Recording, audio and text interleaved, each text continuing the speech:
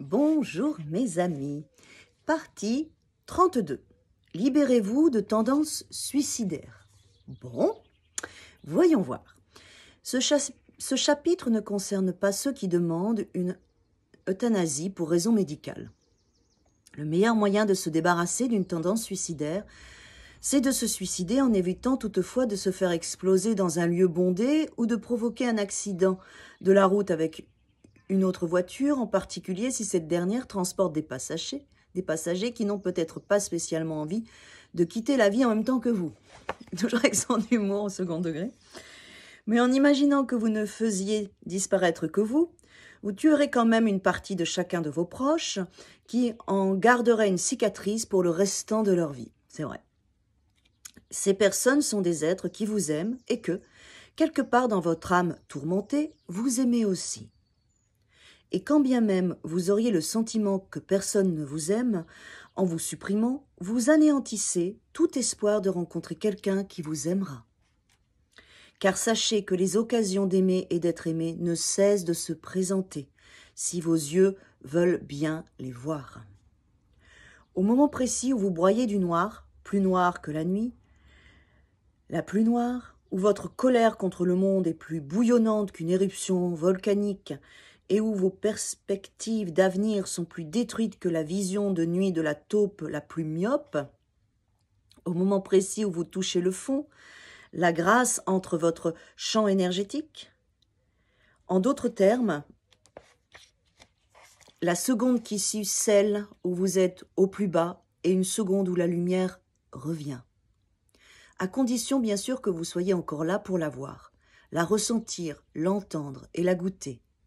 Et ressentir toutes les autres sensations que la lumière provoquait en vous quand vous aviez encore un corps. Si vous choisissez de mourir, vous ne pourrez changer d'avis et faire demi-tour. Vous n'aurez même plus un cerveau pour changer d'avis, vous aurez disparu. Bien sûr, c'est vous qui décidez. Néanmoins, si l'on prend en compte la dose phénoménale de courage dont il faut faire preuve pour organiser et préparer sa propre mort, il serait peut-être prudent, avant de commettre l'irréparable, de passer un peu de temps à imaginer calmement comment serait votre vie si vous utilisiez ce courage de façon constructive. Vous pourriez par exemple commencer par écrire sur une feuille comment vous imaginiez votre vie avant de décider d'y mettre un terme, comment vous la rêviez. Donc écrivez-le sur une feuille. Bien évidemment si vous avez des idées noires et sombres. Vous pourriez ensuite imaginer que vous utilisiez tout votre courage pour construire votre vie plutôt que de la détruire. Utilisez tout votre courage pour construire votre vie plutôt que de la détruire. Vous comprendrez alors très vite que dans la très courte période suffisante que votre corps sans vie commence à se décomposer et à sentir extrêmement mauvais, votre vie aura déjà changé en mieux. Il n'y a aucun mystère là-dedans. Selon la loi du yin et du yang, l'obscurité est toujours suivie de lumière et vice-versa. De plus, les périodes de vie où l'on fait face au marasme, s'enfuir, sont immédiatement suivies de magnifiques compensations. De magnifiques compensations si vous ne fuyez pas. Mais peut-être êtes-vous trop impatient et peut-être suis-je trop sentimental par rapport à tout cela. Après tout, vous ne représentez jamais qu'une vie parmi 6 milliards, alors on ne va pas en faire tout un plat. C'est son humour. Hein. Néanmoins, je crois, comme beaucoup, que la vie est un cadeau inestimable, tellement éphémère qu'il serait terriblement dommage d'y mettre un terme avant l'heure. Aussi affreuse votre situation soit-elle en ce moment. Commencez par enfoncer le bout des doigts de la main droite sous les côtes avant gauche en renforçant la pression avec l'autre main jusqu'à ressentir une douleur forte mais agréable.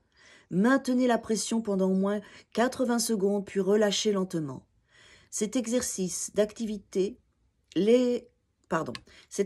permet d'activer l'énergie vitale de la rate, laquelle est chargée d'assurer votre connexion énergétique avec la planète et donc votre présence sur Terre. Donc on appuie ici et on serre avec l'autre main, hein, d'accord ? Ensuite, avec le bout de l'index, Appuyez au centre de votre front, ici.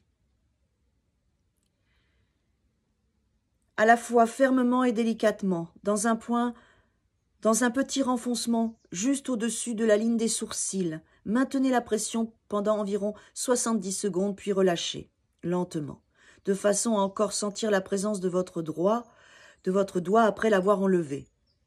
Lorsqu'il est ainsi stimulé, ce point doit vous aider à gérer votre destin. Je crois que c'est le point du bonheur, il l'avait déjà dit. Toujours avec le bout de l'index, appuyez au centre de votre sternum pour stimuler l'énergie vitale du maître-cœur et ainsi vous redonner courage. On peut, je pense, faire comme ça, relâcher doucement, et ici. Et relâcher doucement. Enfin, dites, sur un ton aussi persuasif que possible, aussi risqué que ce soit, je choisis de rester en vie. Aussi risqué que ce soit, je choisis de rester en vie. Aussi risqué que ce soit, je choisis de rester en vie. Aussi risqué que ce soit, je choisis de rester en vie. Aussi risqué que ce soit, je choisis de rester en vie. Aussi risqué que ce soit, je choisis de rester en vie. On a des périodes comme ça, c'est important d'avoir ce petit message et cet exercice. Demain, partie 33, libérez-vous des soucis de l'argent. Merci mes amis pour votre écoute, votre fidélité, vos likes, vos partages. Je vous aime et je vous dis à demain.